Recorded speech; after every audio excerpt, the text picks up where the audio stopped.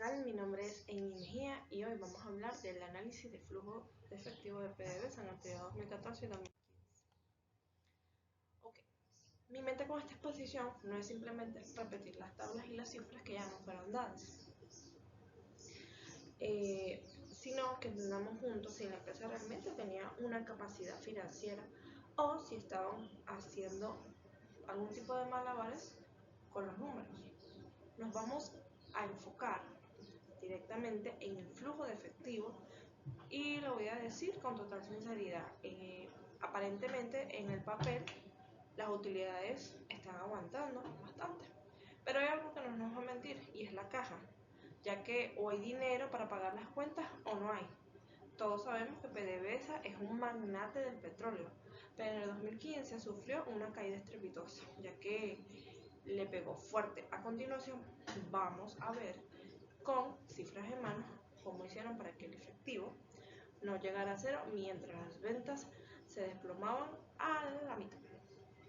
Analizaremos si la supuesta estabilidad presentada por PDVSA fue producto de una buena gerencia o si simplemente dejaron de invertir y pagar deudas para no quebrar.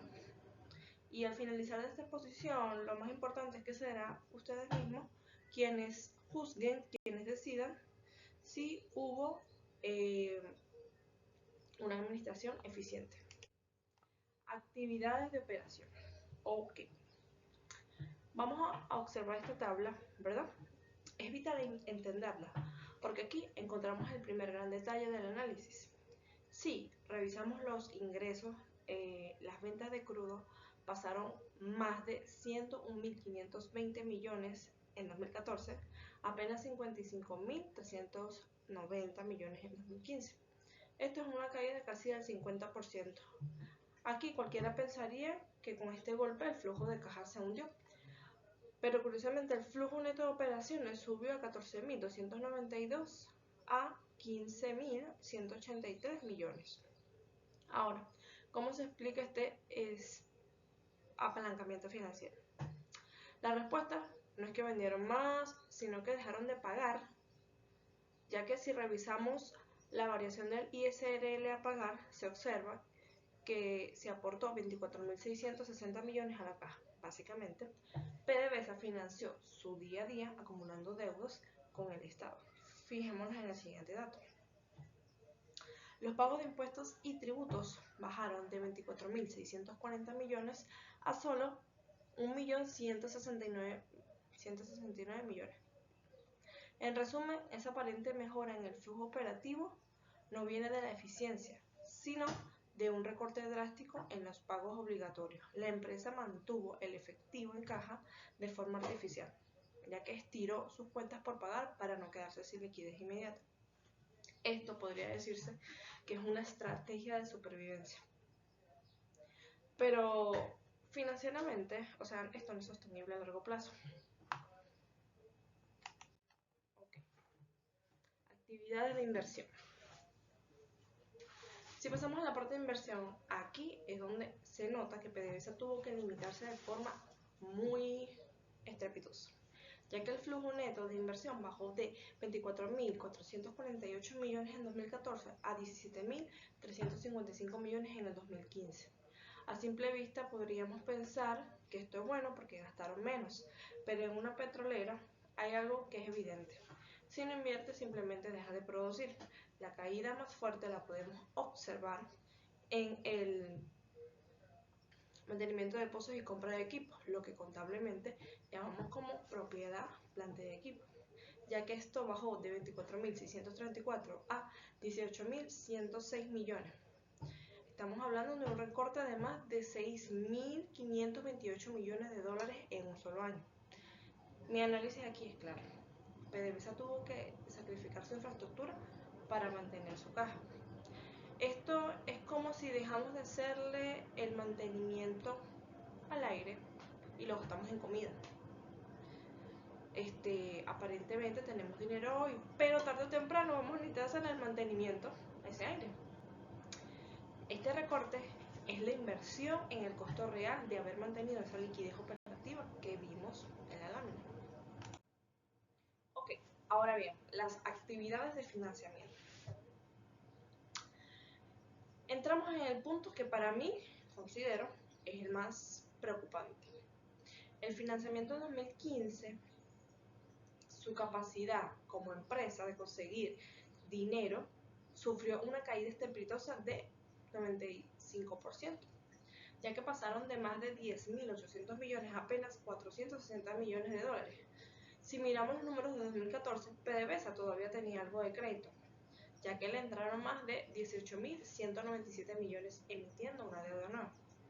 Pero en el 2015, ¿qué pasó? El financiamiento se le cerró, ya que solamente pudieron conseguir 8.123 millones, es decir, les bajaron el límite crediticio a menos de la mitad en un año.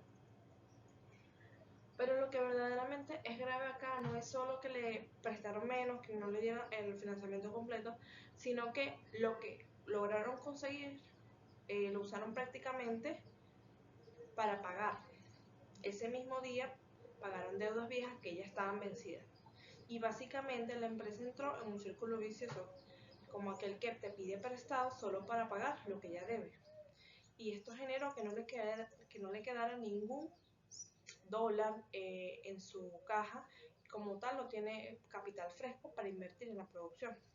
Acá mi conclusión es que PDVSA quedó en una situación alarmante financieramente, ya que al cerrarse el crédito externo, la estatal se vio obligada a sobrevivir como podía internamente para no detenerse, justo cuando los precios del petróleo estaban en picado.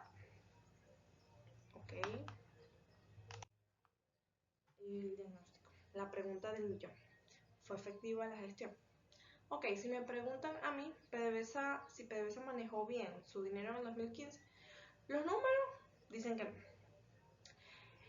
Esto es un diagnóstico preocupante.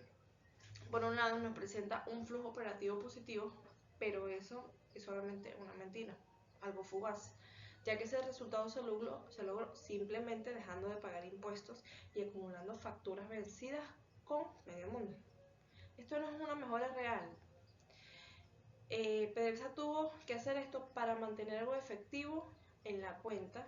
Tuvieron que sacrificar su futuro como empresa. Recortaron más de 6.500 millones en mantenimiento de equipo e infraestructura.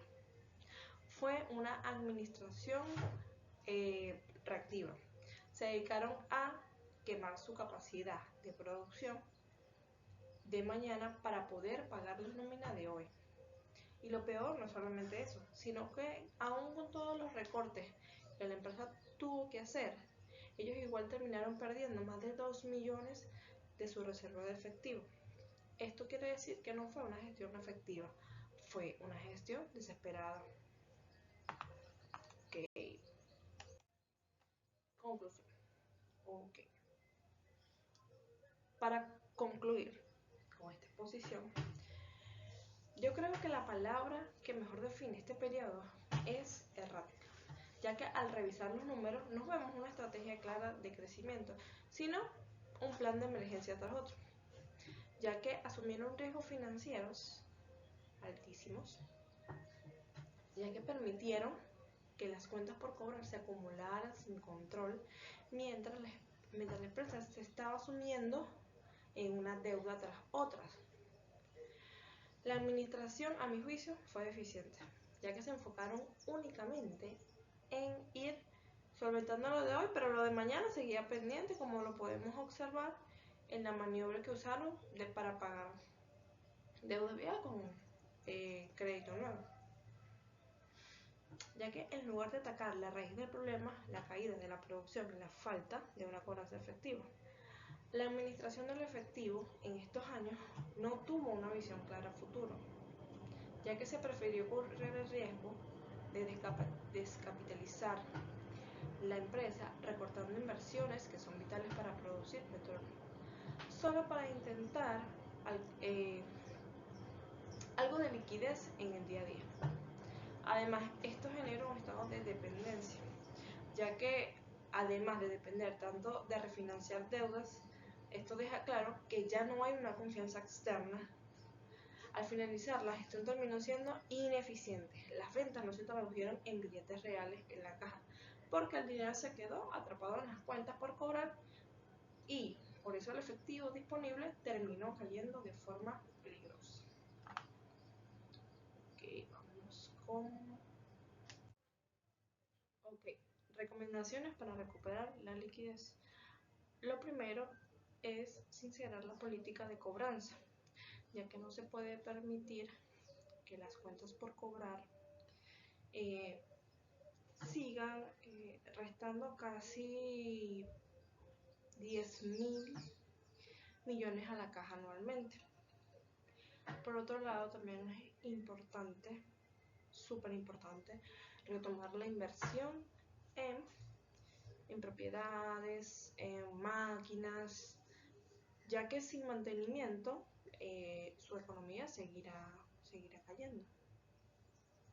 Y lo más importante es que el flujo de ingresos seguirá cada día menor, no avanzará.